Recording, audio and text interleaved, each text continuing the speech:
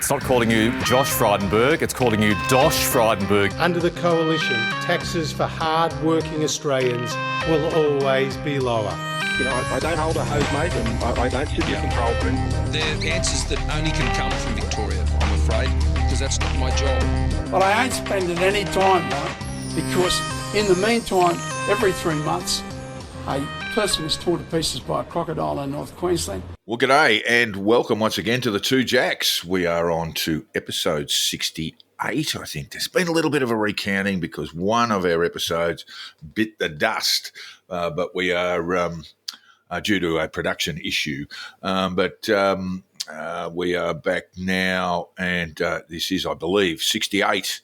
But I'll need to check. I'll need to check my notes on all of that. And joining me, as usual, is Hong Kong Jack. G'day, mate. How are you? I'm excellent. There you go. Now, the big story in Australia. Well, have you got any Hong Kong news? Anything going on over there? Nothing in particular, no. Nothing really exciting. I have been looking at European flights, Jack. So, and there are some really good layovers. If you want to go for the slightly more expensive seats, Hong Kong stopover is one of those. Manila is even cheaper.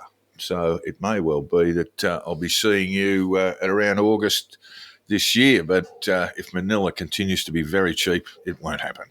I'm too old to fly economy. That's my argument. So I'm going for the cheap flights to Europe. The big story in Australia, of course, is Penny Wong's speech. Did you hear it, Jack? Did you I saw bits to of it? it, Yeah, I only picked up bits of it too. I have read the transcript. Peter Dutton has said this morning that she alluded to the Port Arthur massacre and drew a parallel between it and a protest at the Opera House in the wake of the October 7 Hamas attacks on Israel, and he said it was our Port Arthur moment, which I think is probably gilding the lily too far. That's not something we should be drawing metaphors about. What's the big controversy here, Jack? In Wong's speech, I should say. Well, it's sort of an odd speech, I think, but you know, I'm not sure what it's meant to do. I mean, apart from placate some pro-Palestinian protesters here in Australia. I think you might have touched on something there, Jack, because there was some polling going around at 20% swings in. I don't know we could actually say that they're going to be swings to the Liberal Party, but there's a great fear that a number of independents might arise as candidates in Western Sydney federal electorates there and do extremely well on the back of strong support among Islamic voters in those electorates. A sort of Labor Teal moment. Well, I think a lot of things changed when the Australian aid worker was killed. Along with a number of other a number of others. I think there was a Canadian or two Canadians who were American citizens or American residents, and I think a lot of things changed there, Jack. It was for the first time I see Anthony Albanese speaking very firmly about what had happened. Was that a watershed moment for our relations with Israel and in the region in particular, in general? My suspicion is that a majority of people in most countries in the Western world would still support Israel, but a very noisy minority will not. Yeah, but I think that there are some humanitarian issues there that need to be addressed by the IDF. We did have, of course, Joe Biden apparently speaking to Netanyahu most recently, I think overnight, as we record this on the 11th of April, demanding a ceasefire to little avail at the moment. Look, yes, what role Australia would play in the establishment of a Palestinian state is anybody's guess. I suspect not very much at all. There was a very good quote there from Bill Clinton saying that he wanted Palestine to be a state going back to when he was president. He said he gave them everything and they basically torched the lot. He gave them essentially Gaza and they torched the lot. It's really hard to see any positive change occurring as a result of the Hamas attacks on October 7.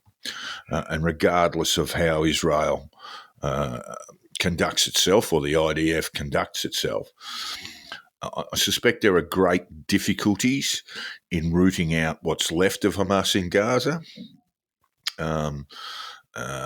You would have it's a pretty cheap parallel, but it would be very, very difficult to determine, a la the Viet Cong and your South Vietnamese citizens back in the day of the Vietnam War, Jack. It would be very, very difficult to determine who's Hamas and who's not. The Viet Cong were basically destroyed before the end. They were destroyed at the Tet Offensive. It was no longer operational after the Tet Offensive.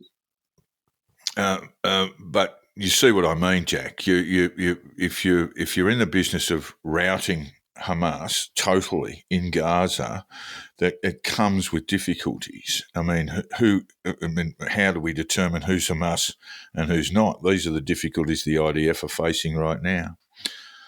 Yeah, the two-state solution at the moment really is a fantasy of Western politicians. There's no interest on the part of the Palestinians in a two-state solution, and now there has been in the past, and now there is no interest on the part of Israel either.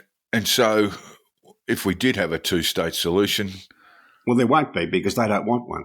But let's hypothesise, or and say there's a two-state solution.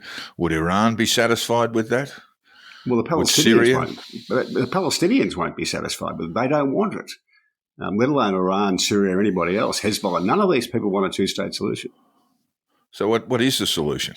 Their solution is to have the whole lot. Yes, but what is the solution here, Jack? We basically the best thing that the world can expect is a ceasefire that might last 2 or 3 months, and then we go all over again. Well, the best solution for the Palestinian people, in my view, is to let Israel get on with doing what they can to destroy Hamas, and then the international community can come in and encourage the Palestinians to decouple themselves from a losing strategy and to build a state for themselves. Well, that's a two-state solution, Jack. Yeah, but it's got to be their choice to do it. Right. Okay. So you're basically while you've got this going on, you do have a humanitarian disaster unfolding. So I don't think that the Palestinians themselves are going to say, well, okay, well, you come in and we'll be decoupled from Hamas, and then we'll all be friends again. Well, while they are coupled with Hamas, as they are today, they're in a losing situation and will remain so. All right, back to the Wong speech. It was designed, you're saying, more for domestic consumption than for international consumption? Yes, because as I say, I think the idea of a negotiated two-state solution at this stage is a fantasy. So it's not really about that. It's about placating the voters in Western Sydney. All right. Okay. Well, we are about to have a new Governor General, and it is Sam Mostyn. And there's been a little bit of controversy about her selection. I'm not quite sure why. A number of things occurred. Helen Trinker wrote a very good piece, and we'll get to that in a moment. But Sam Mostyn did, I think, delete a number of her social media, delete some of her remarks and just social media going back some time, which outlined support for the yes proposition in the referendum last year. Also, some discussion about I guess what we would call the myth of a non-violent colonisation of Australia. That seemed to attract a fair amount of controversy in itself. I thought that was very odd, given that one of your heroes, Jack, Sir Paul Hasluck, did exactly the same when he was Governor-General and before. What, he deleted his social media account? No, but he talked about the myth of a non-violent colonisation of Australia. He was intimately involved in Indigenous affairs before he became a politician, during the time he was a politician, and as a Governor-General. I don't think most Australians care much about what a Governor-General's past political views were, provided they don't use the Governor-Generalship as a platform to push them. Well, there's no indication that Sam Mostyn's going to do that, of course. No, she's been she hasn't been accident prone. That's a real plus for me. Every job she's had, she's managed to do without making a mess of it. And that looks like a promising start. The job's got sort of a dual role, I suppose. It's got a ceremonial and hopefully a unifying aspect, and it's got a constitutional and constitutional law role as well. And there's no reason why she couldn't be a success at it. You never really know whether people are going to be good at these jobs until they get them, but she looks pretty promising to me. Well, can she sing, Jack? Because that seems to. And can her husband lead group singings at the dinners at their alumni? That's going to be missed if there's no singing. I think it's a pretty good choice. Excuse me. I was asked to write about it, and I declined. There's been a lot of nonsense about. It always staggers me just the level of misunderstanding of the constitutional role of the Governor-General. Even professors of law, esteemed professors of law, get this wrong. Well, this is James Allen, Jack, professor of law, says or wrote, but a couple of times a century situations arise, usually just after an election, but not always, where it's not clear which party commands the confidence of Parliament. Think of a hung Parliament. Geez, talking to us like we're 4-year-olds, Jack. While we wait for a coalition to arise, there are rare times when the GG has to decide which team will get the first crack at commanding the confidence of the House, and going first can be an advantage. Well, that's just rubbish, isn't it, Jack? Because there's a Prime Minister already sworn in. Yeah, so and the Governor-General is by convention bound to follow the advice of the sitting Prime Minister, except in rare occasions. What would those rare occasions be? Well, if you lose the confidence of the House, or if you can't guarantee supply. Right. But as you go to an election, you end up with a hung Parliament. The Prime Minister, who has gone to the election, remains Prime Minister and has the first option on being able to form a government. And he or she can go to the Governor-General, and say, I think I can form a government, and I think I will have confidence and be able to get supply bills through the House. And the Governor-General then says, yeah, you beauty, off you go. Yes. Or indeed says, I can't. And therefore, basically, another party or party's leaders would then front the Governor-General and say, I think I can form a majority. It's even stronger than that. If the sitting Prime Minister knew that he or she was unable to form a government, they would advise the Governor-General who to call on. Right. Okay. Who to call on next.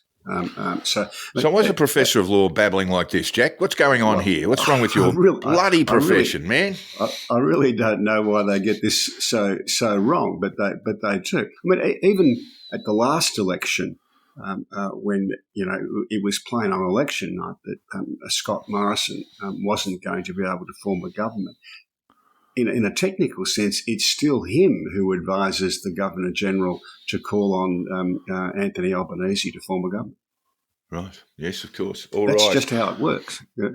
Just briefly, because Helen Trinker wrote a very good piece, and I just want to quote just from the end of it, and it alludes to what you're talking about, Jack. The sort of confidence that Sam Mostyn is a person who has never been scandalised, never made serious mistakes. And so Helen Trinker writes, her critics seem to have missed the point that here is a woman who has not messed up in her many and varied jobs and positions over decades.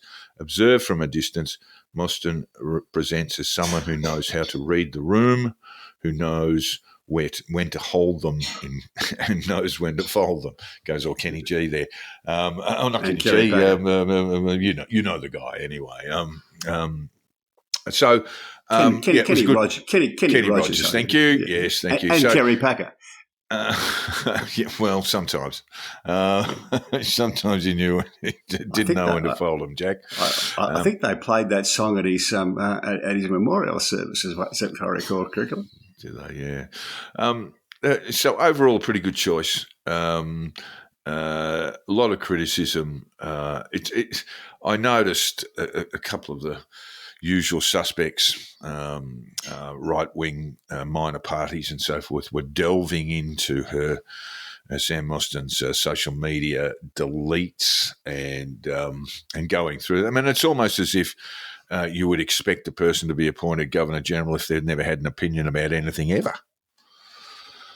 And that's not the way people operate, of course. So, look, I thought it was a pretty good decision at the time, and I remain unmoved by all of that. And she'll be sworn in when, Jack? Do you know? I don't. I think it's a couple of months. Yeah, it's a couple of months away. So there'll be more singing at Yarralumla until then, and then God only knows what happens to the music. Will the music have died at Yarralumla? Tasmania election, Jack. The wash-up is the man who called an election because the Premier who called the election because he didn't like being a minority government actually finds himself in a worse minority position than he had in the first place. He can only ever expect, I think it's 14 votes, and then he's going to have to beg for the rest to get legislation through. How long before they're back? How long before the Hare-Clark system rears its ugly head again, Jack? Soon enough, I think. It sort of depends how it goes. If it's rolling along reasonably smoothly, he'll hang on.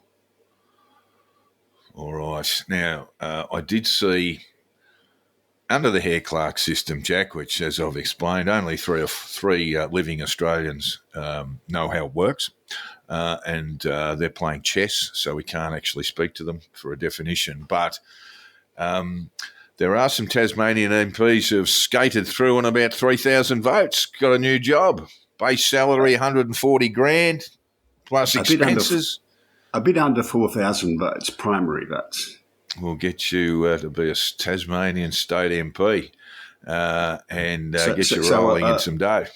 So are we moving to Hobart to become MPs? You wouldn't have to spend a lot of time campaigning to drum up 3,000 votes, 3.5, let's say. I think I got more than that standing for Brunswick Council about 40 years ago. It's not a lot of votes, is it? And then when you think about the local government situation in Tasmania too, they're generally about 15, sometimes as many as 20 local councillors elected to various wards, and I think there are 14 of those local council areas in Tasmania and King Island and places like that. It's like everyone you bump into must be an elected official in Tasmania. Yeah, we're going to get to a point where there are 4 or 5 working Tasmanians paying the taxes to keep all the rest of them as politicians. Politicians, yeah. If you're not an elected official in Tasmania, you are missing out. Onto the Lehrmann case, Jack. We have a judgment coming And I was trying to find the date of it just before we came to early air. next week, I think. Yeah, It's it is going to early be next pushed week. back. It has been pushed back. It was sort of that's what I got to be confused about because Justice Lee said that he wanted to do it this week, but obviously the new evidence that he took on board last week it would have affected his judgment.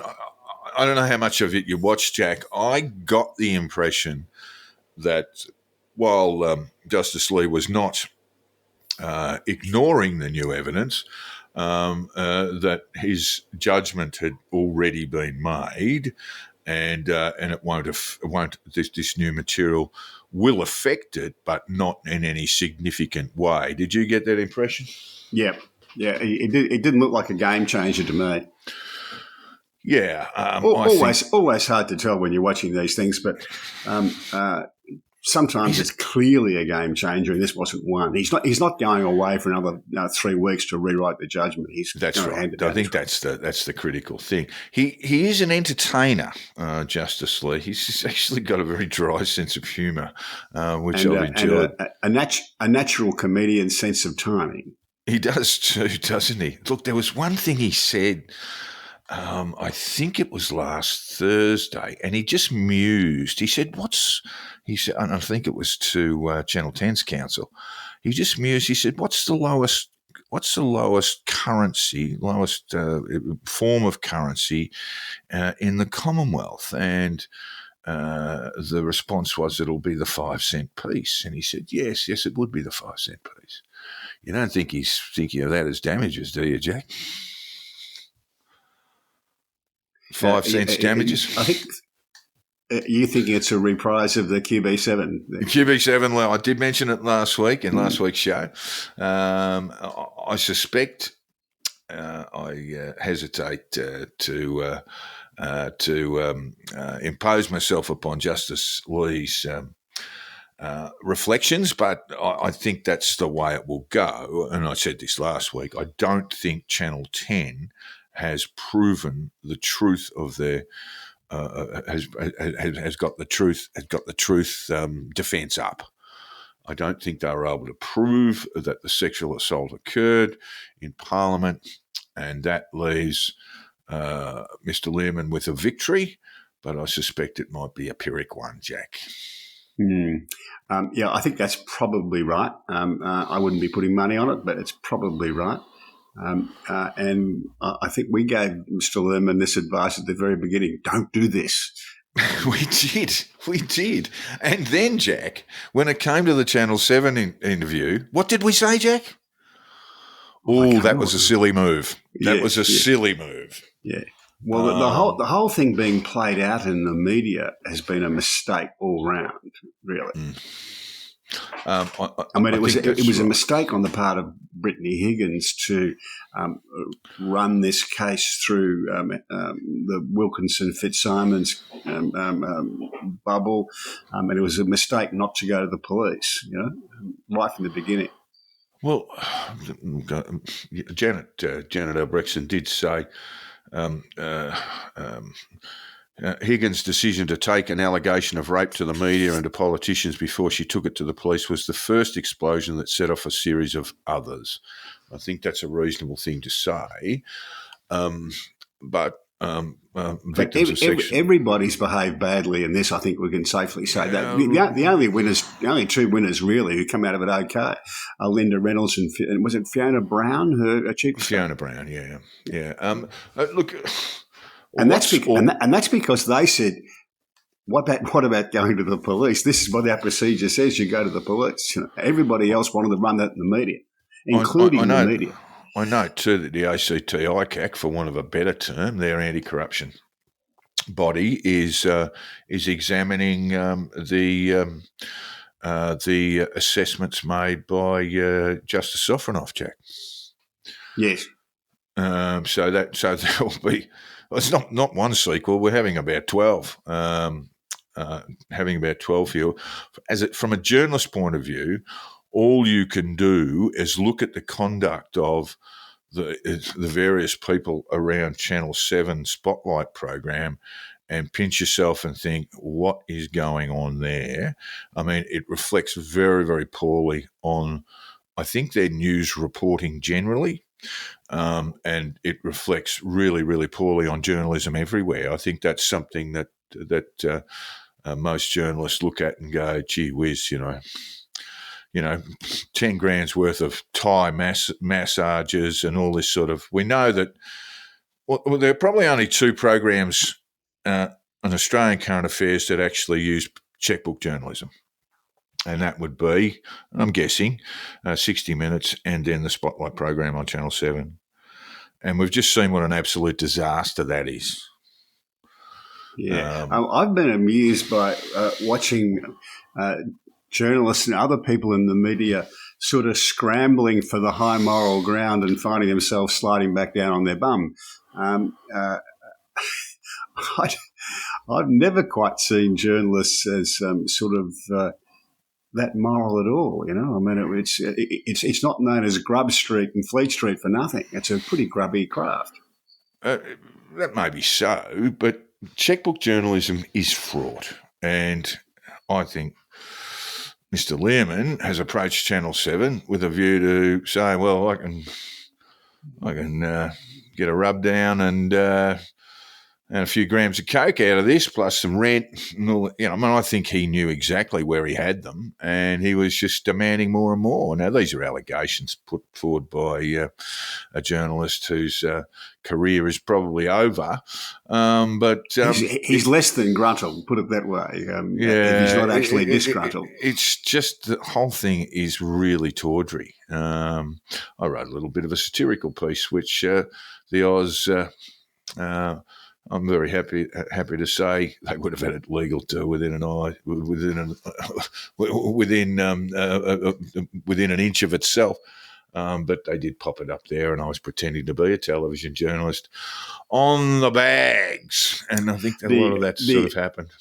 We thought it was at the beginning. We thought it was an act of self-harm on the part of Bruce Lehrmann to continue with this case, but in retrospect, this has been a collective act of self-harm. Yeah, there's been a lot of self-harm done, but we did say to Bruce, don't do it. And then when he did the Channel 7 interview, or when that was mooted, we said, don't do it. But he went ahead and did it anyway. I suspect there are quite a lot of people who will come out of this, Jack, completely unemployable. Now, speaking of which, Jack, policing the politicians, $10,000 fines for miscreants in our federal parliament.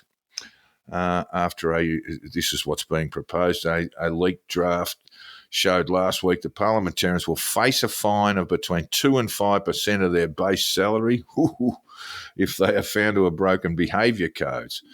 I think this is completely unworkable, isn't it, Jack? It is, and it's kind of wrong in principle as well. The sanction for a politician misbehaving is to be voted out. Well, Minister for Finance, Katie Gallagher, confirmed that the document was real, the leaked document was real, and she said there will be sanctions imposed through this independent commission. That's the whole point of it. So there's an independent commission overseeing our parliamentarians, Jack, or is she referring to the Anti-Corruption Commission? No, an independent commission overseeing our parliamentarians is the proposal. That's a problem in itself anyway. But she went on to say the whole purpose is to look at complaints and where complaints are substantiated to implement sanctions against whoever that may be. If you're going to do that, Jack, might I suggest that the process needs to be entirely transparent, public hearings, those sorts of things, in order for it to work. But I bet you they're not proposing that. Robert, who gets to choose who gets to choose who the commissioners are? Well, government. And how do you get the politics out of that? You can't. Yeah. I agree. Robert McMahon, a visiting fellow at ANU and adjunct professor at the University of Canberra, told the New Daily, uniting Parliament behind the legislation will be challenging. There's an understatement for you. Parliamentarians deal in the currency of reputation rather than monetary impact. They have a degree of constitutional independence, and I think fining them will be a tricky process. I think that's and very it sensible. may not hold up in a High Court action either. Yeah, look, so you might just want to explain what Robert McMahon is talking about when he says degree of constitutional independence, and that is they've been elected by the people. Yes. That's right. So that's what makes them not above the law, but above, let's say a hastily cobbled together committee of independent persons who are going to pass judgment on them. Yes. Yeah. All right. They are a co-equal branch of government with the courts and the Crown. So it looks like is Kate Jenkins going to be on it? Do we know whether this IPSC, that's the Independent Parliamentary Standards Commission, IPSC? No, we don't know who's going to be on it. Kate Jenkins led the inquiry, which Jenkins, led of course, to did this. lead. Yeah. Kate Jenkins did lead the inquiry into parliamentary conduct or conduct within the Parliament. And where it occurs where perhaps staffers have misbehaved, Jack, well, it's a pretty straightforward exercise, isn't it? You know, if they have misconducted themselves, they lose their jobs, Yes. or if it's worse than that, police are involved. They're not elected people, so that's a different situation. It is, yeah. All right, well, we'll keep an eye on that because it's the way it works. What's the parliamentary committee that deals with this actual elected MPs? It's the I can't remember the committee that deals with the occasional moment of poor behaviour from a parliamentarian. Privileges committee. Yeah. So that's where it sits right now with the Privileges Committee, who don't fine MPs, but they can. I think they have the ability to sanction them in certain ways, but they can't actually make them go home and not be MPs anymore. No, and nor should anybody be able to do that. I mean, it's a conviction in a court of law renders your election void. I think if the offences are more than 5 years, but short of that, no, it's up to the people to chuck them out. All right. Women in the Liberal Party, Jack. Are there any still in the Liberal Party? That's the first question we need to answer. There might be a handful. Nicole Flint's come forward. I quite like Nicole. Former member for Boothby in South Australia, and retired or resigned from the Parliament before the last federal election. She said, despite what you might read or hear from the usual suspects in the anti-Liberal media, this is the way Nicole speaks, by the way, the party with the bigger women's problem is Labor, not the Coalition. In both the December and March news poll, female voters preferred the Liberal Party over Labor. Is she looking at the same polls we are, Jack, or is she... anyway, the December results recorded that just 30% of female voters giving their primary vote to Labor compared to 36% for the Coalition and 16% for the Greens. I couldn't find the actual raw news poll data. No. But I did find a report from the Oz from December. Right. Saying that... in the paper itself, not from the news poll, saying that that the party political gender gap has been erased. I was a bit surprised to read this. On primary vote, more female voters now support the Coalition than Labor by a margin of 36 to 30%. That did surprise me. I was sort of wondering whether I was reading something that was wrong. I'm going to put that on my homework list, Jack. I did go looking for the raw news poll data, but I couldn't find it. So. Yeah, that's where I'm going to start making some inquiries too. Look, it may well be that Nicole is correct, or the Australian analysis of the news poll data is correct, but we'll have a bit of a look at that. Off the top of my head, and we know a lot about the voting behaviour in the last federal election, women, particularly professional class women, we might call them millennials for want of a better term, they're not voting for the Libs at all.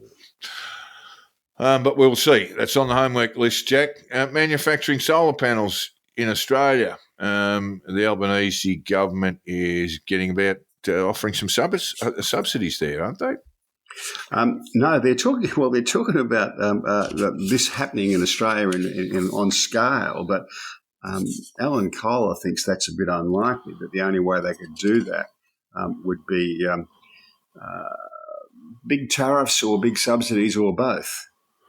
Because the Chinese can make them so much cheaper, they're kind of dumping them all around the world, and I don't think it's feasible for Australia to manufacture solar panels in a competitive fashion.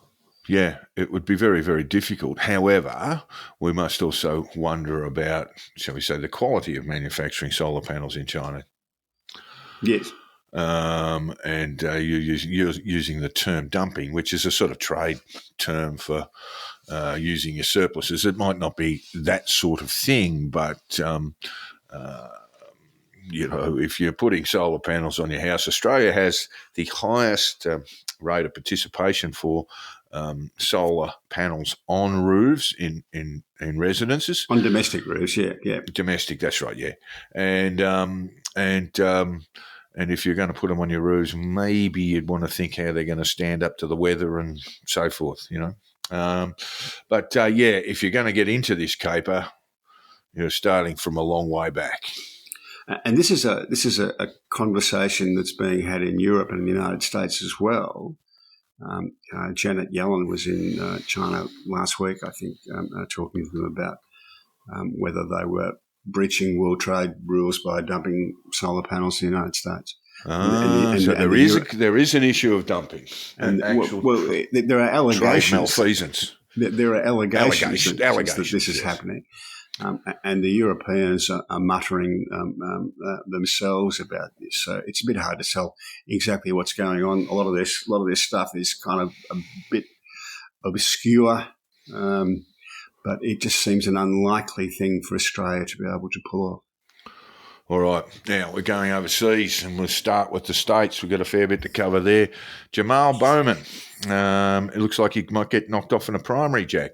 He's the bloke who pulled the fire alarm in the congressional building. And he's considered one of the far left squad in the Democrat lower house. And he's come up against a bloke who looks to be a really good opponent in the primary, and he's going badly.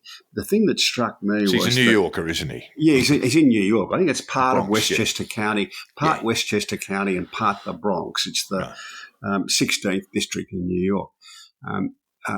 But the thing that struck me was that 6 in 10 Democratic primary voters in New York want the US to support Israel. It is a very, very significant figure, certainly for New Yorkers. And of course, this might be part of Bowman's problem because he's very anti-Israel. So he might be running up against the normal middle in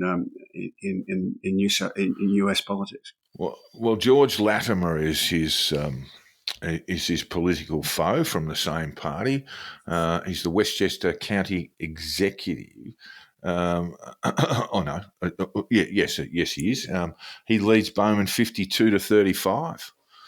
Yeah, you'd expect to win from there, wouldn't you? You'd expect to win. Don't need to go to their preferences, although they don't, of course, but don't need to go to preferences when you're 52%.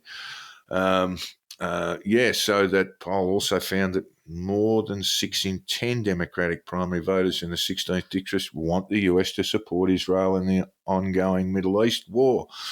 We've talked about this, Jack, as a more as a larger problem for Biden and the Democrats going forward. I did read some very good analysis in Politico about. I think, and I probably made this mistake too, that you actually look at how many Muslim voters there are, let's say in Michigan, and say, well, look, if they are unhappy.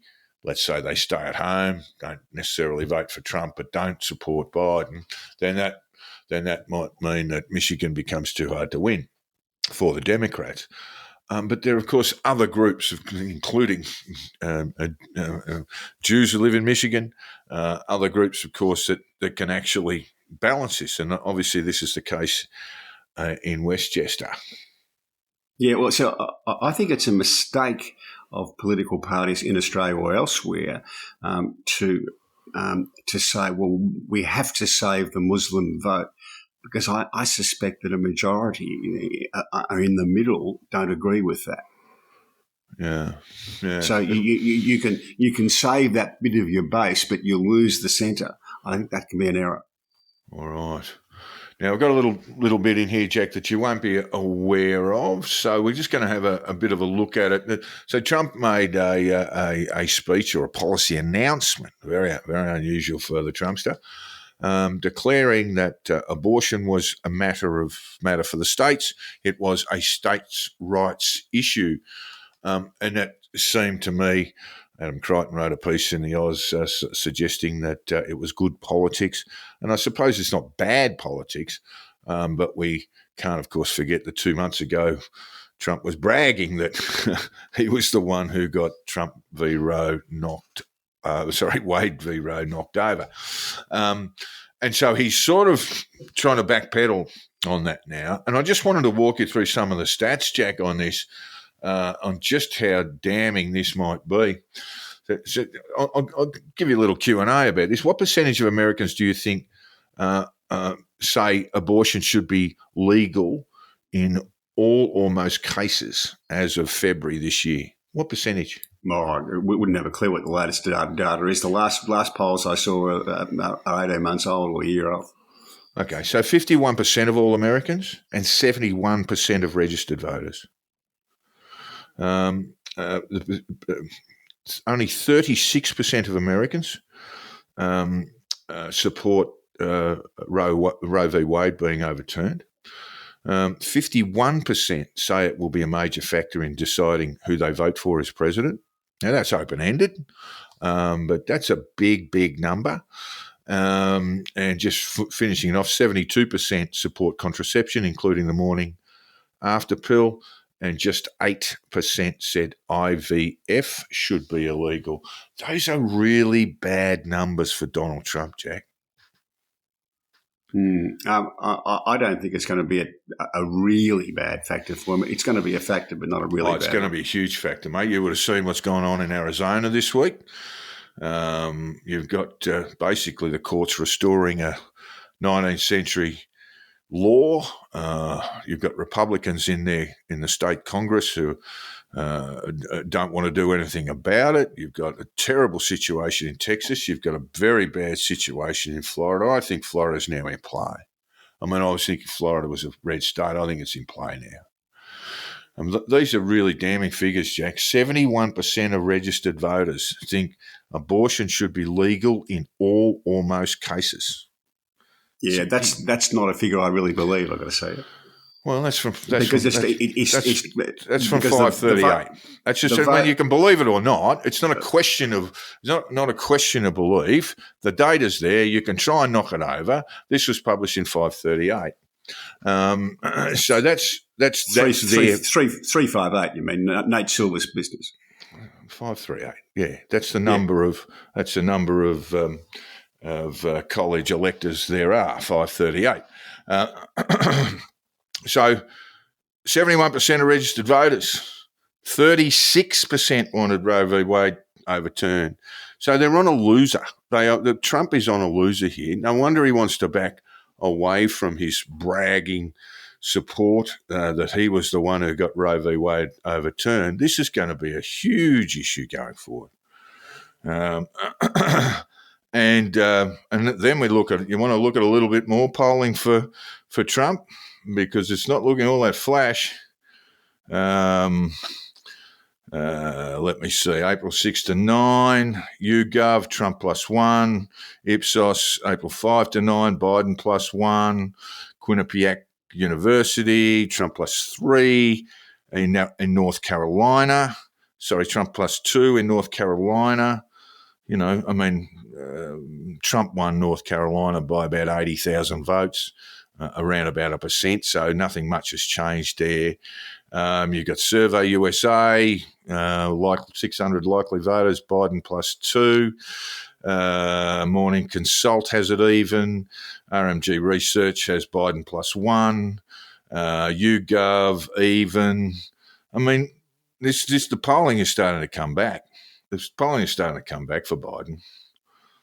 I don't think he's looking much better at all, but there you go. Well, I mean, you were the one talking about polling back in February and January and December and how Biden was absolutely doomed. Right now, he looks to be in a pretty strong position given his incumbency and given that Trump's got some serious woes going forward. He's suing the judge, always a sound move. That's a Hail Mary play, suing the judge in the New York matter, the New York criminal indictments, but that'll get knocked over, and they will move forward into the criminal prosecution. That will happen over the next couple of months, and then he's got this great big amount of baggage about abortion, and the state's misbehaving all over the place. So you think Jay's a good thing now, do you? If I was in the Biden administration, I'd be looking at this polling, going, "Yeah, look, this is starting to settle, and we will move forward." I mean, I know you're a Trump fan. You've been singing his praises. You get up Joe, but you don't get up Donald.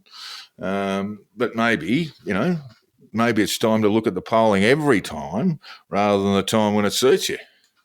No, I'm not a Trump fan, but I think he's probably likely to win the next election. All right, you heard it there first. I'm going to tell you right now, I don't think he'll win Florida. So that's another one. That's a guess for you. A danger to democracy. Robert, it's Fitzgerald or Francis? I think it's Francis. RFK Jr. It doesn't matter.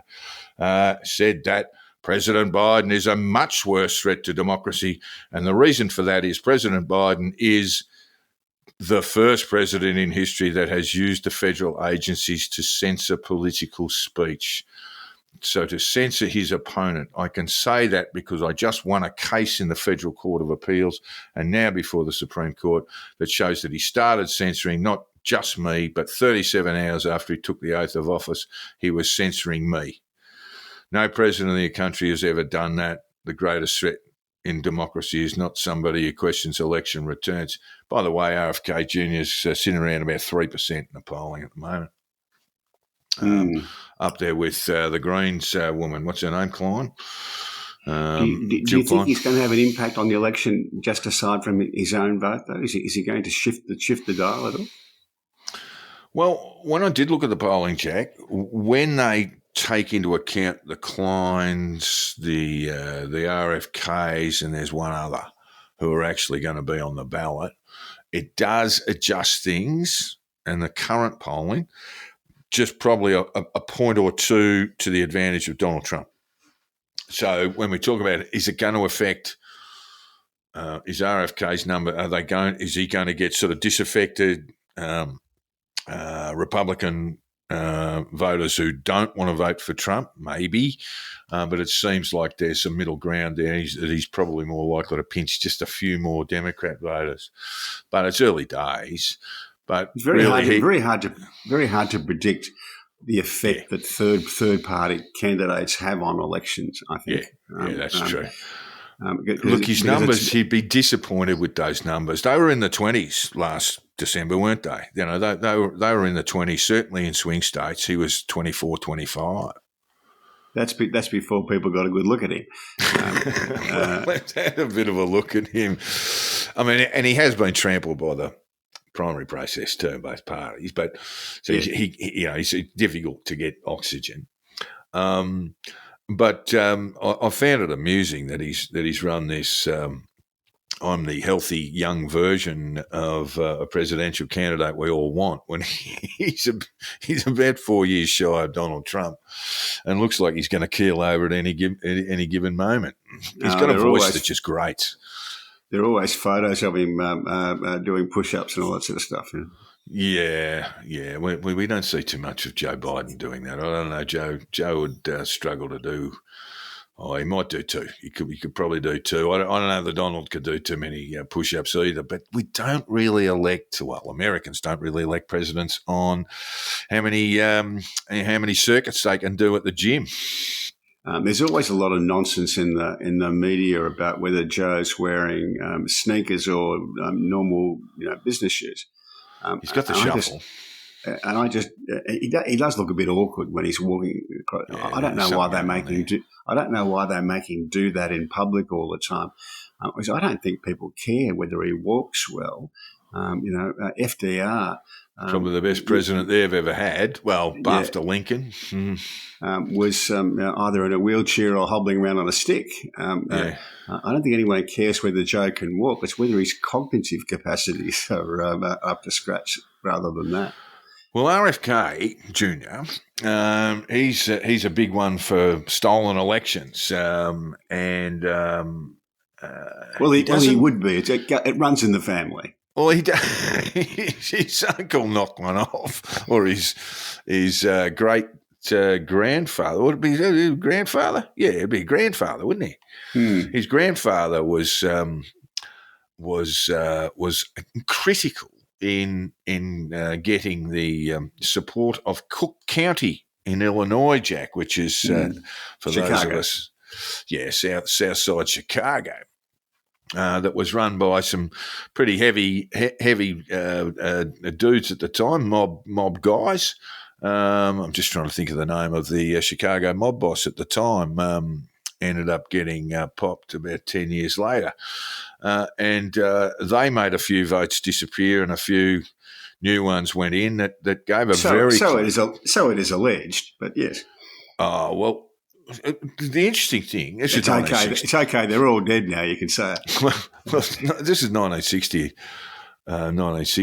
presidential election, of course. But the really interesting thing about this was that Nixon didn't challenge. That Nixon accepted, for good or ill, that the votes were the way they were, and there was no challenge to it. But the 1960 presidential election was very, very close. I don't think they had a close one like it until 2000, and Nixon accepted and conceded. That was really interesting. The ongoing issue was that the mob thought, well, the Kennedys owe us.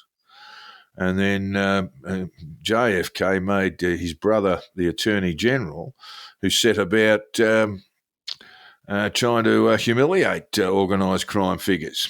And that may well have led to JFK's assassination. That is one theory at least, that the mob weren't all that happy with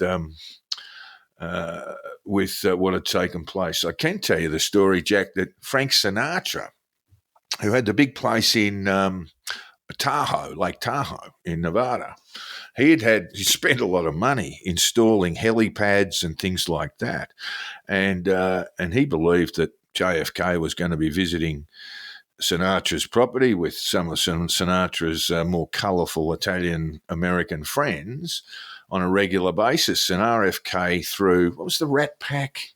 It was called the Rat Pack, wasn't it? Martin Sinatra, Lawford, the Kennedy relative, Lawford, the Kennedy relative, and RFK grabbed Lawford and said, "You tell Frank he's never seen Jack ever again." And Sinatra was a little bit peeved, but the mob were even unhappier. And Sinatra spent the next 5 years in a hotel suite with food testers. He thought he was going to get knocked off by the mafia at any given time as a result of that. Very interesting story. But yes, RFK doesn't talk too much about the 1960 election, which, as rumours go, was got up. Over to Singapore, Jack. A 33-year-old man faces prison in Singapore for forging his mum's signature in an attempt to sell her luxury cars and pay off debts he racked up on nightclub performers. Well, that's just straight fraud, isn't it? Off you go. It's a ripping story, though. Do tell. Mum was in Vancouver, I think, like a lot of Southeast Asian Chinese, probably has a property up in Vancouver, and he'd racked up a few debts paying nightclub performers, I think they were called.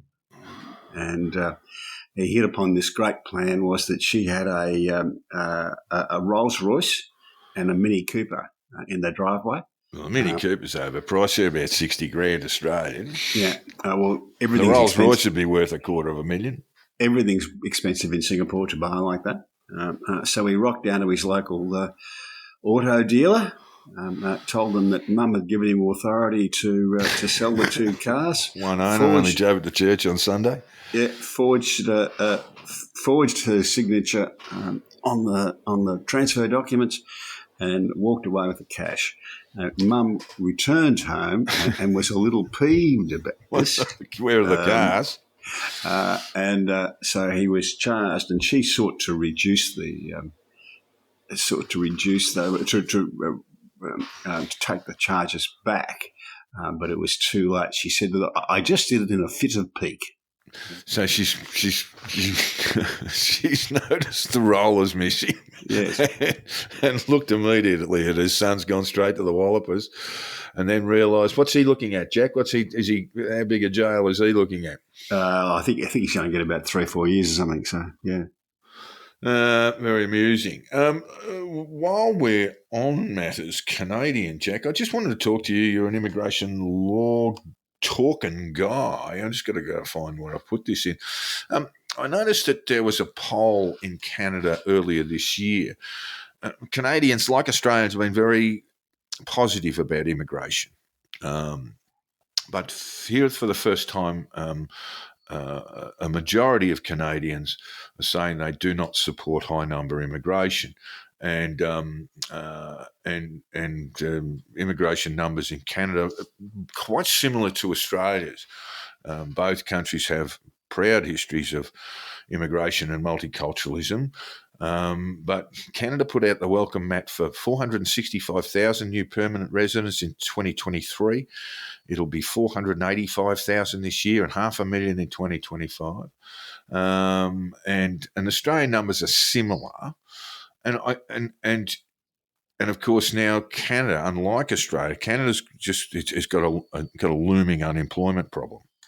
They just announced their unemployment figure for February at 6.1%, or ours is 3.8%. So there's a big difference there. But the point I wanted to make about all of this is that if you get immigration policy wrong, I mean, immigration policy seems to me to be all about public confidence. And there is a real sense in talking to people out there in the burbs, particularly in Labor-held safe seats, that there's a sense that life is becoming very, very difficult because of high rates of immigration, rental crisis, housing crisis, cost of living crisis, these sorts of things. And if you get it wrong, if you get your immigration wrong, you can dial it back. And Australia, to be fair, are dialing immigration back, I think, due 25, 26. But it's just a bit of a sign. I mean, I did describe the Trudeau government as being on a death march. But he's dead in the water, dead man walking. Yeah, well, they just signed up a new, more formal coalition with the NDP there, the New Democrat Party. So they will. It looks like they'll survive until I think their elections in October 2025. They've got what they call it's not a coalition, but it's a shared policy priority business where they're very similar issues to those in Australia. NDP sort of almost like the Greens. Free dental for low-income Canadians. That's one thing that Trudeau will now have to pursue. And, of course, building affordable housing. And it's just a sign for me, Jack, that if you get your immigration wrong, by the time you get the chance to dial it back, immigration numbers, the horse is already bolted largely. And that's certainly, I would think, the case in Canada now. and might be a bit of a lesson for Anthony Albanese. One of the mistakes they've made in Canada is to play politics with immigration too much, and that is to talk about people being Sikhs and Indians and Chinese and all that sort of stuff, rather than talk about them being Canadians. The secret sauce that makes immigration countries successful, and there are really only 4 of them that are consistently good at it, and they're all Anglo countries. It's Canada, the United States, Australia, and New Zealand. That's right. But the secret of their success is that you become an American, a Canadian, a New Zealander, or an Australian. That you are part of the country and you become one of them. And the countries that don't do that, France has a huge problem because the North Africans remain North Africans. They don't become French. Germany hasn't managed to integrate the post-war Turkish guest workers that have been there since the 1950s. Haven't done it at all. And that's an error. I understand that. 27% of migrants to Canada are Indian, Jack. That's a very high percentage. It is. Ours, for example, it sort of explains why Justin went across there and did all that cosplay in India on his trip. That was about Canadian politics, not anything else. Head of the NDP is a Sikh, by the way.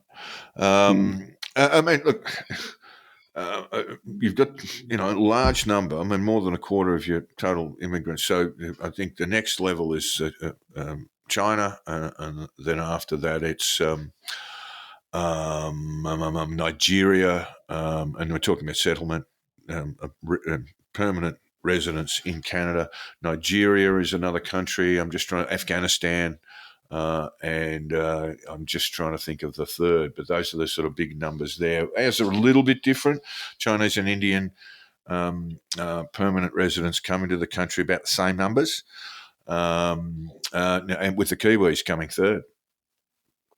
Hong Kong has about 300,000 Canadian citizens, right, and that's sort of 5 times the number of Australians, and 3 times the number of Americans, all that sort of stuff. And there's a reason for that, is that a hell of a lot of Hong Kong Chinese went to Vancouver post the handover and got passports and came back. Gee, if they bought land there, and if they bought some real estate there, they'd be in clover, because Vancouver is like Sydney. It's just incredibly expensive. Vancouver, it's known as here. So look, Canada has very, very similar problems to those in the West. And when we talked about Germany's housing crisis, their rental crisis, it's appearing everywhere. I read about Adelaide this morning, where rental properties are virtually unavailable. And so we have very, very similar problems. The issue you've got, I think, is if you get your immigration numbers wrong, and you have too high a net migration. Part of Australia's problem is a sort of quagmire around bridging visas, Jack. You've got a large number of people seeking or having received bridging visas that will need to be dealt with. It's in the hundreds of thousands. And do you mean the failed asylum seekers? Not the necessarily. Ones that arrive by plane. There are people who they're not necessarily. No, look, it's not separate from protection. And for those people seeking protection, there are people who have arrived here to do one job or study and then want to stay on. Those are the people who require bridging visas as well. So there's a large number of them. Large number of those people who need to be dealt with far more promptly than we currently have. As it stands, we've got a net migration figure in this country of around about 500,000 this year. Fewer people leaving our shores, and that's the same with Canada. There is a bit of alarm. I actually think that this is a bit of a sleeper issue in our politics at the moment. Migrant arrivals increased 73% to 737,000 in Australia from 427,000 arrivals a year ago. The largest group of migrant arrivals in Australia was temporary visa holders with 554,000 people. So those are students who can work, and there are specific sort of job entrants too. It might be fruit pickers, it might be slaughterhouse workers, those sorts of things, Jack. But net migration of 518,000 in the last financial year. Those are big numbers. They are big numbers. The numbers are important, but the confidence is even more important. And part of that is it's up to the government to sell it. If you go back to the immediate post-war period, Arthur Corwell was the Minister for Immigration, I think, and two wrongs don't make a white. Yeah, but he did say that, but he was also, and that's taken out of context, really.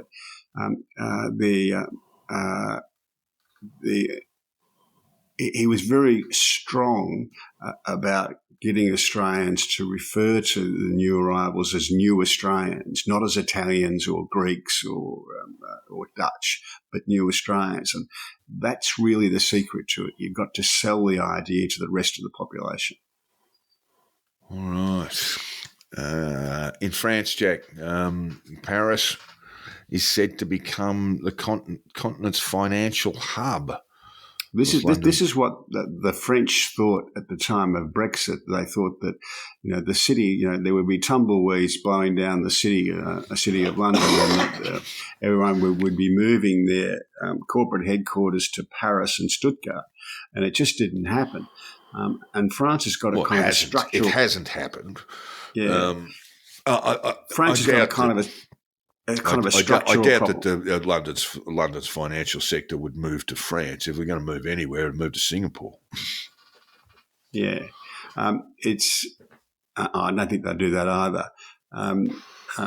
There's a good reason for that. You'd much rather sign a contract in London with the UK courts than in Singapore with the Singaporean courts. Makes a difference. Gee, we're looking at some really, really bad financial stuff around the UK, Jack. But keep going on. They are in terms of cost of living, in terms of the value of the pound. They're going back to the post-war period at the moment. Their economics. Their economic indicators, and Sunak's just hit them with more taxes. We're not talking about the financial sector. That's a whole different ball game. But if the financial sector ever did leave London, and I'm not suggesting it will, but if it ever did, you'd basically just shut the doors on the UK right there. Or not the UK, but Great Britain. The situation in France is this bad that the new Prime Minister said the situation is serious. It is a question of cutting France's debt because a country that is over-indebted is not a free country. They've got a huge debt problem, the French. We talked about their nuclear their nuclear industry, and it's been fully nationalised now, basically because it was carrying so much debt. And they got a debt of essentially one large nuclear power plant, about 64 billion Australian dollars. Yes. Things are not great in the UK. There really is a sense. Or in Germany. In fact, the country that perversely is going okay at the moment is Italy. Well, Italy's got a significant manufacturing base. This is the problem with the UK, Jack, that their manufacturing base is disappearing. It's not just that problem. They are so badly in need of a new government that it's almost hard to express. You've got one government in a death. You've got Sunak in a death march, and really they continue to make bad decision after bad decision, including jacking up their tax rates while there are inflationary pressures around. It just doesn't make any sense.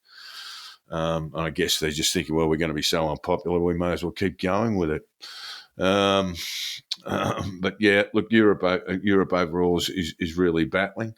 The French economy is only forecast to grow by 0.9, almost as feeble as weak performances of Britain, 0.6, Germany 0.3.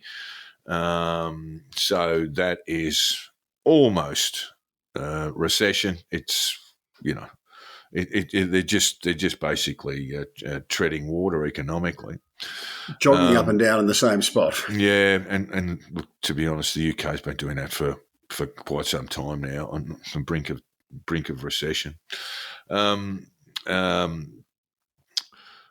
So why would you? Well, yes, you did explain why that. But look, like I say, I'm not suggesting it would. But if the financial sector left London, the issue is where would they go? And Singapore's probably the only place I can think of. But if it did move, that would just about be lights out for Great Britain. No suggestion that it will at this stage, but I would think overall, Jack, looking at their economic performance, it's very difficult to decouple Brexit from their other financial woes. But I think we can safely conclude it hasn't offered any positive benefit for the UK. One thing we can talk about is that Labor could be swept into power with a landslide of more than 400 seats. What is it? I'm getting confused about the 530. It's 500 plus. I'm going to say about 570 seats in the Commons, Something like Jack. that. Yeah. So they would win 400 of them. And the other polling that I looked at would mean that the opposition party would not be the Tories. It would, on those numbers, it would be the Lib Dems. That's possible. Yes. It really can't happen. It can't happen quickly enough. And if Sunak had any sense of what's good for his country, he'd call an election tomorrow. But they can't go any later than November. They can go all the way to January, but that's not going to happen. So there's going to have to be an election there no later than October. In the autumn. It just gets too cold to get voters out in November, December, January. It's something they really, really need. They need just a fresh approach to government. I think that's the really. Cause I'm not saying that as a bipartisan, as a partisan sort of comment. It's just they really do need a government, one that's hopefully competent, and also will come in and bring some fresh ideas into their economic woes. It's not that the Labor Party. It's not that the British Labor Party is popular. It's not really. It's simply that the people across the political spectrum have lost faith with the Conservative Party. Conservatives have lost faith with the Conservative Parliamentary Party. Yeah, they have, and I would also say that while I hope that there will be a sense of optimism that comes with a landslide victory for Labor. Would we call early days? But Sir Keir Starmer, is he Tony Blair redux? I mean, let's ignore perhaps or push to one side the support for the Iraq War that he'll always be judged, that Blair will always be judged on. But Blair did bring that breath of fresh air into government and a new confidence around the place. He's the only modern day Labor figure who's won an election in Britain. Yeah, that's true too. So Sir Keir Starmer, is he? And he won 3. Yeah, he is Sir Keir Starmer cut from the same cloth? The proof will be in the pudding, as always with these things. He doesn't seem to be. Blair had, he kind of rebranded the Labor Party as New Labor, and made it clear everything, and made it clear that he was going to continue to a large extent the economic reforms of Margaret Thatcher's governments. And it just isn't clear yet what Starmer's going to do. Okay. He's adopting a very sensible political approach. You just keep your head down. Saying very little. Yeah. The only thing you can say by saying something is that you'll say something silly. So, I mean, you just keep your head down. Yeah. And when you're that far in front, yes. Yeah. Sri Lanka, Jack. We've been following Sri Lanka a fair bit. We haven't touched on them for a little while, but they had enormous economic problems, almost unsolvable. And now they're meeting with their creditors in final negotiation to suspend debt repayments until 2028. It looks like we'll get an announcement in the next couple of weeks that the deal seems to have been done. There's some nuts and bolts to apply to it behind the closed doors, but it looks like it's done.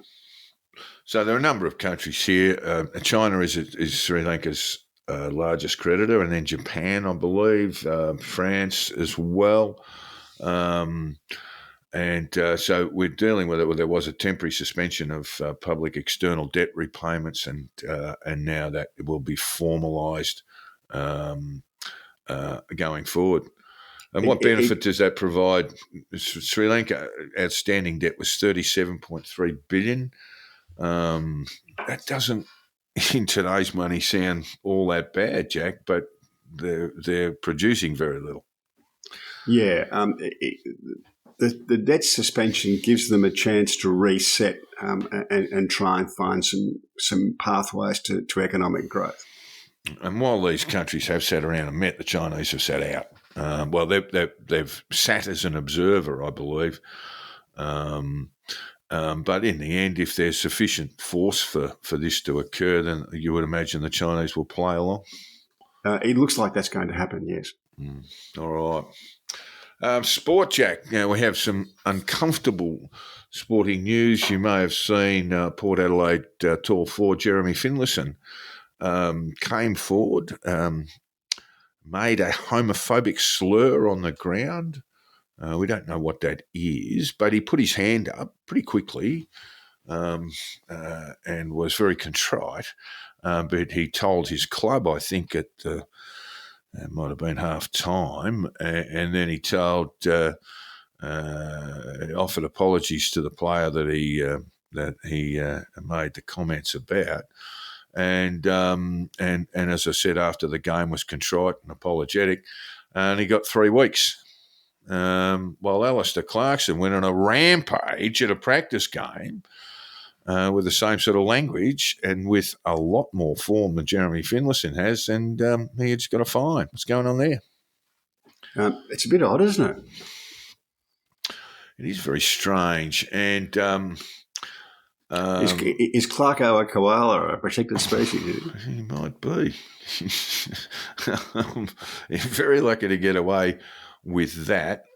There's some sort of talk that there was a different context, that Finlayson wasn't involved in or wasn't responding to perhaps a bit of nastiness on the field, a physical confrontation, as Clarkson was. That's right. It was Clarkson was responding to one of his players being ironed out, wasn't he? Yeah, he got not ironed out by one of the Suns players who just made a bad decision and it was awful, and he copped his right whack with, I think, about a 6-game penalty, didn't he? And it just struck me as really odd that Finlayson.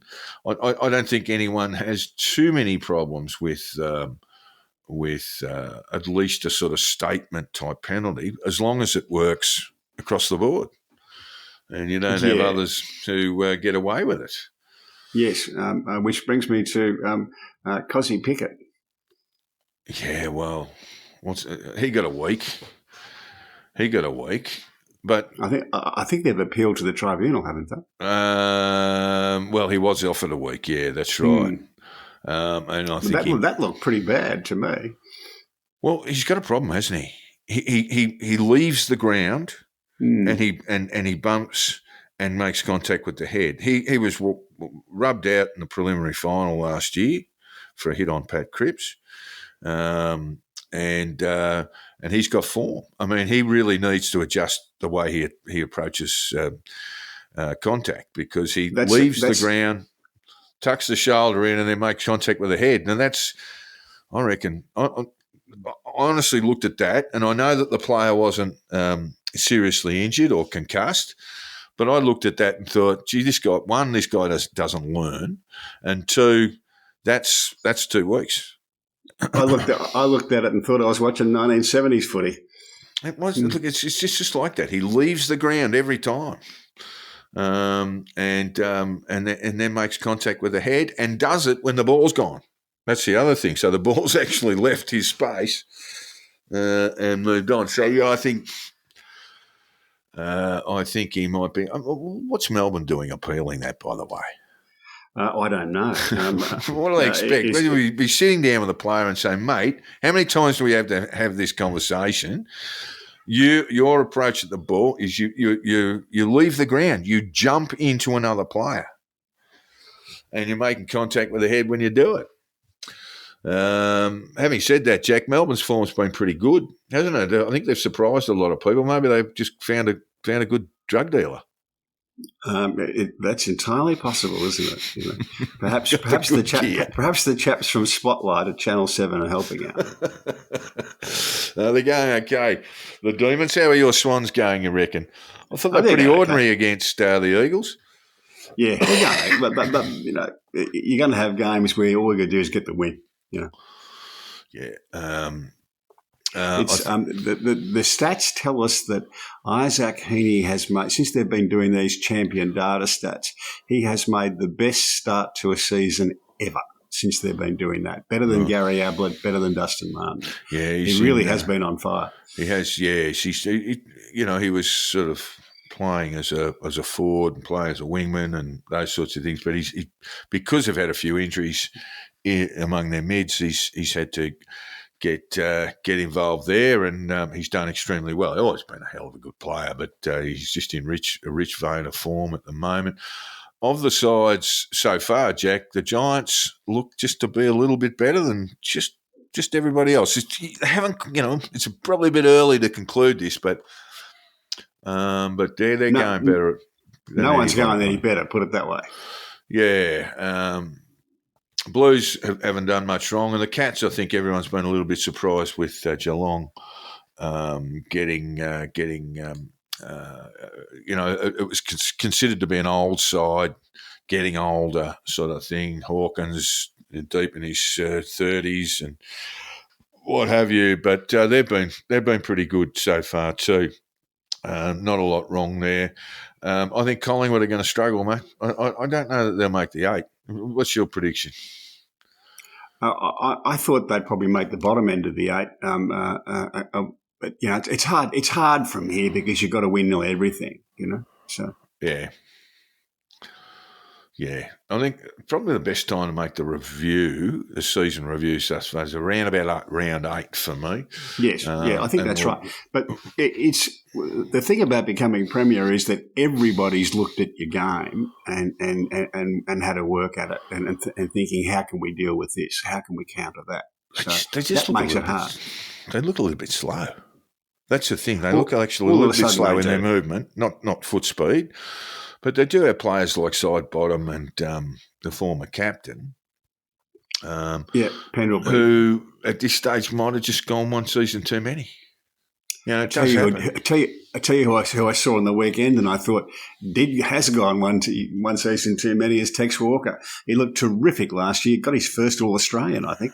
But he on the weekend he looked like Father Time's caught up with you.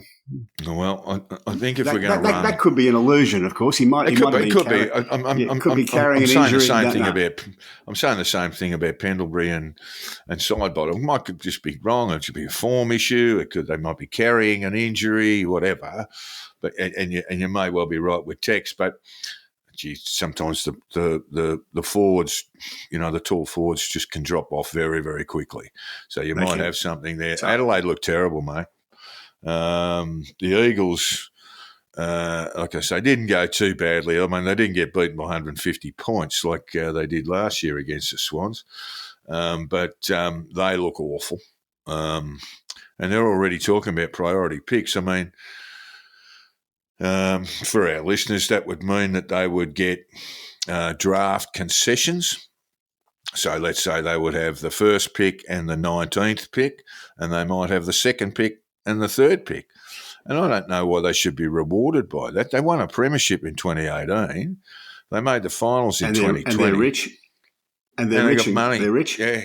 They just they stuffed up their list management. I don't think there's any other way of looking at it than that. So we run a line through them. North, I think, have shown a fair bit. I mean, they haven't won a game, but they've played pretty good sides, and probably had the worst of the draw of the lower ending sides.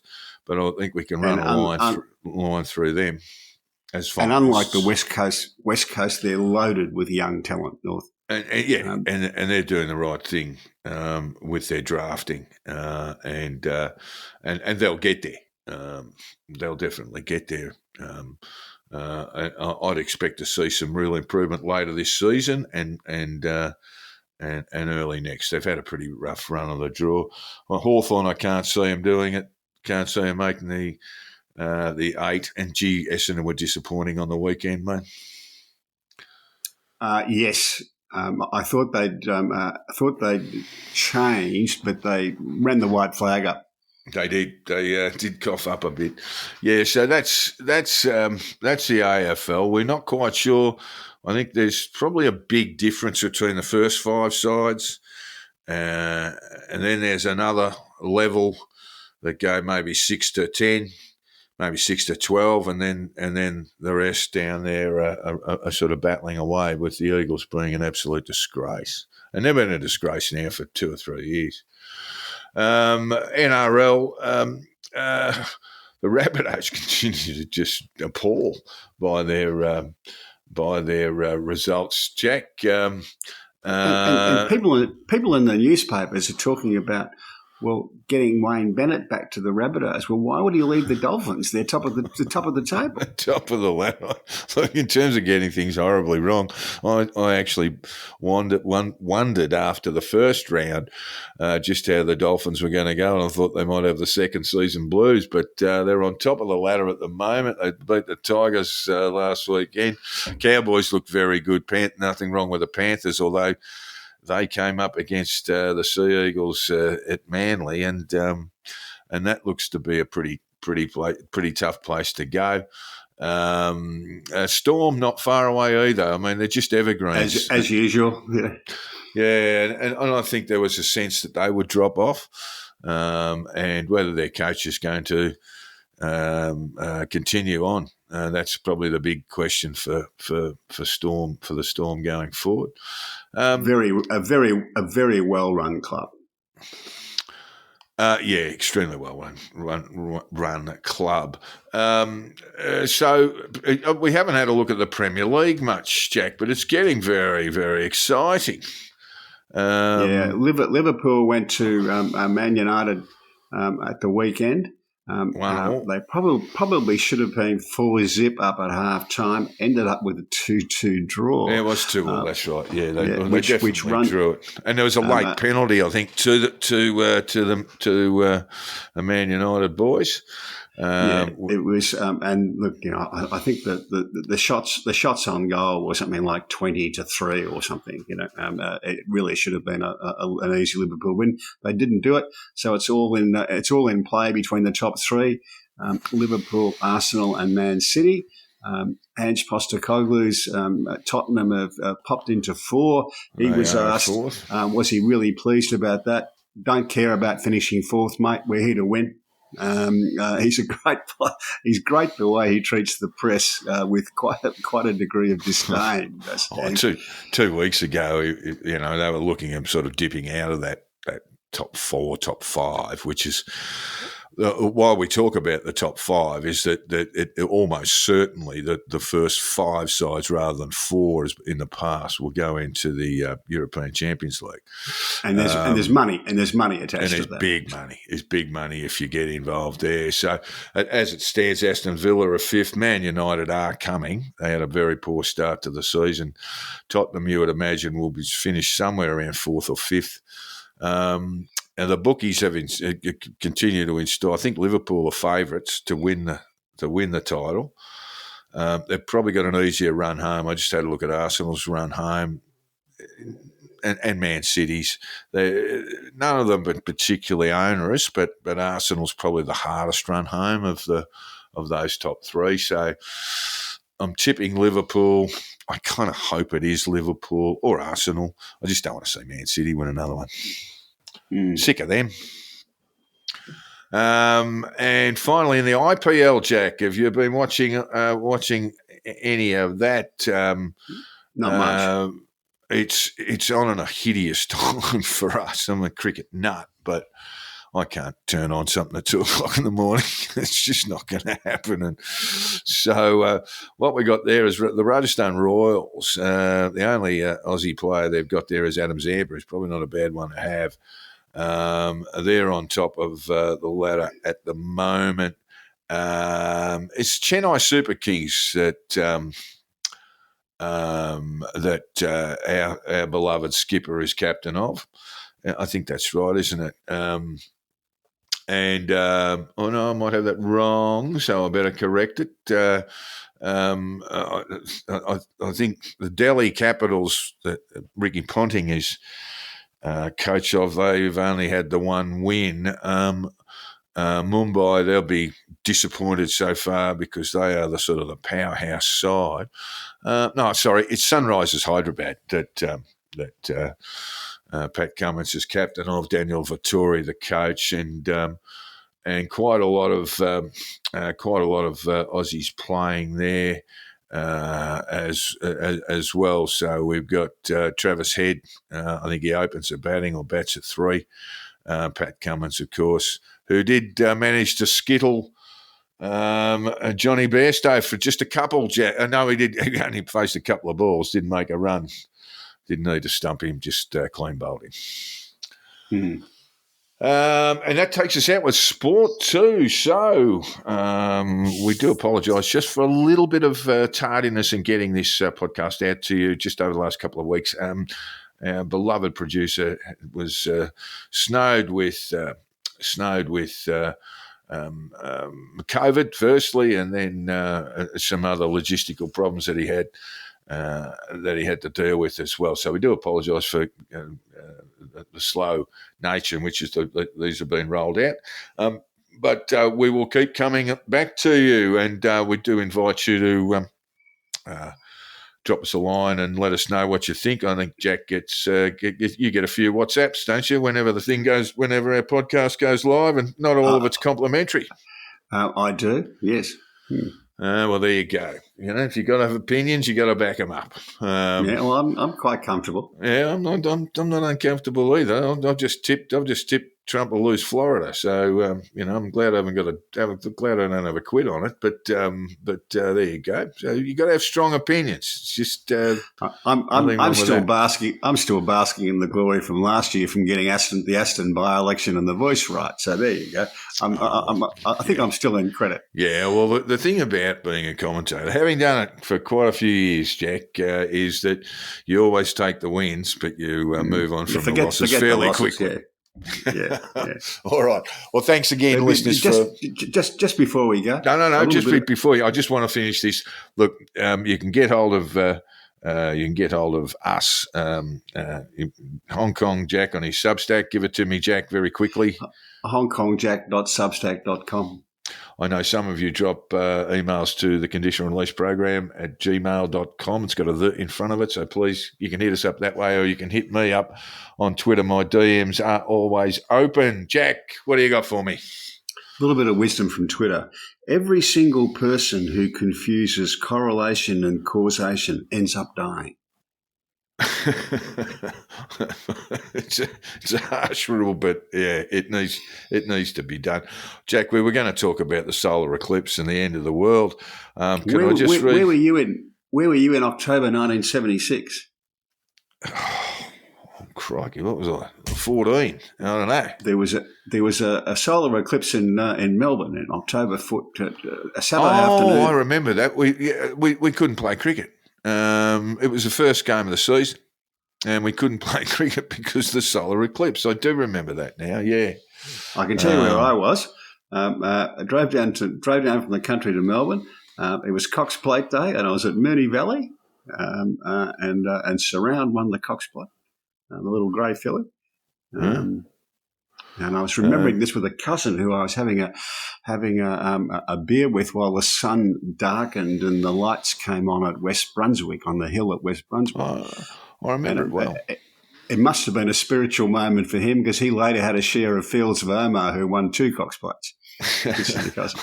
I do remember. The thing that I remember, Jack, because cricket was banned or put off for the week because of the solar eclipse, the thing that I remember is that the birds realised, gee whiz, it's at dusk, and we better find a place to sleep the night, and then half an hour later the sun's come out and going, Jesus Christ, that doesn't feel like enough. But I did want to just finish with this, Jack. This is the flat Earth. This is how the flat earthers have dealt with the solar eclipse. Not well, as you might imagine.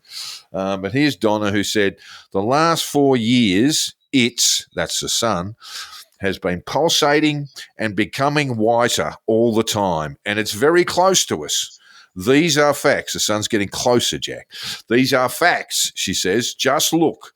Your instincts don't lie. They can lie all they want, but people everywhere are seeing it too, and we are not afraid to speak out. The sun is whiter and getting closer. So there you go. That's how the flat earthers dealt with the North American solar eclipse during the week. Been wonderful to have you along, listeners, and we'll catch up with you next week with episode 69. See ya. All right.